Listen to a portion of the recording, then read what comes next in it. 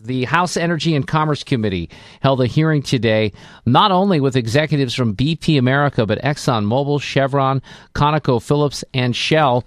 Illinois Congressman John Shimkus is on that committee. And, John, you were in that room today. What was it like? Well, as you would expect, more cameras and more both different types still and other types.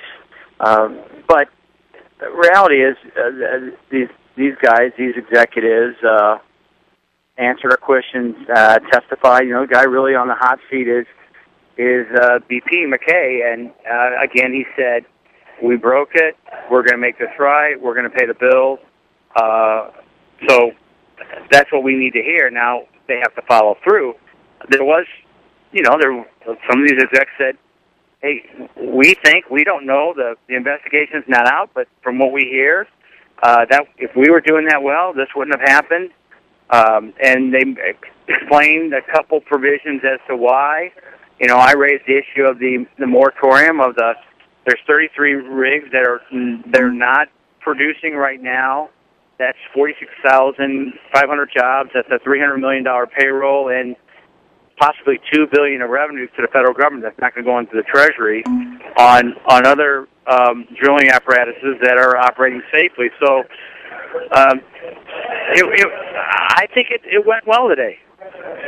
One of the things I think that jumps out at a lot of people, Congressman, is the failure of, I guess, all of the oil companies. BP says that the other oil companies would have not been any better prepared than they were for a disaster of this sort. They had fail-safes, but the fail-safes failed. Was that issue addressed with these other executives today? Yeah, in fact, I followed up partly on that because my colleague from Pennsylvania, Mike Doyle, talked about this blowout they had in Pennsylvania, and it took there are 200 mosques in New York to get experts from Texas to shut off the blowout in these small wells in Pennsylvania.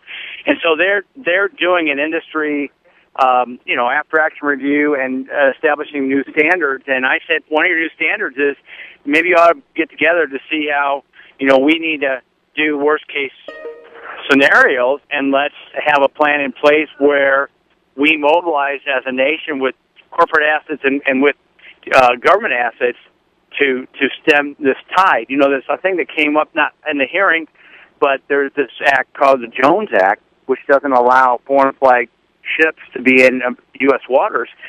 The Norwegians have offered oil skimmers, ships, and stuff, and we have said no because of this law. That's part of this issue of what is the federal government's role and what are we doing to help or hinder the cleanup also. Yeah. We need the person from MMS to testify. One of the questions I got from a follower on my Facebook was, we want you to talk to some of the people who survived, the crisis on the rig and have public testimony as to what they know. They've talked to 60 Minutes and they've talked to some of the other media outlets, but I think that would be helpful. Now, the president, of course, from the Oval Office, addresses the nation on this tonight. What are your expectations there? What do you want to hear? Well, everything's 2020 is now hindsight for all this, folks. What we would like for them to do, what we would like to have done, is go down there and say, you local guys, tell me what you need. And either we're going to get BP to step up to the plate and pay for it, or we'll mobilize assets instead of the bureaucratic regulatory hurdles on, building these dams to protect the marshes. And it's really kind of too late. I'm not sure what we're expecting. This is probably now the third or fourth time he spoke to us about this. Our focus is on doing all we can to cap the well. I think the only thing that's going to really do it is that the second or third well has to be dug, and we're still 5 weeks away from that happening, and mitigate the damage. And BP's on the hook. There were some calls today. Let me play this from one of your colleagues, Congressman Cliff Stearns from Florida. Frankly, I would call for your resignation. I'm calling for it today. I'm not asking for an apology. I'm asking you to resign. I wasn't asking that from you. He was asking that, Congressman Shimkus, from the chairman of BP, right?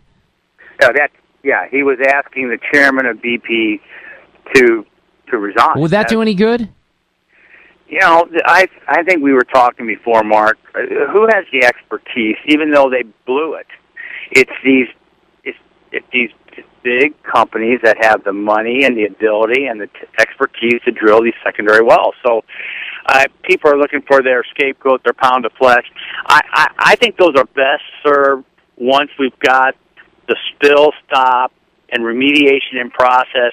I'm sure there'll be heads rolling, but politically, is that something we do? And I don't think so. I think our focus has to be on the damage that's occurring right now. Yeah, I think that's what people want. Certainly stop. First of all, just stop the oil from gushing. Congressman John Shimkus, who was at that hearing today as part of the House Energy and Commerce Committee on which he serves. Congressman, always great to have you on. Thank you.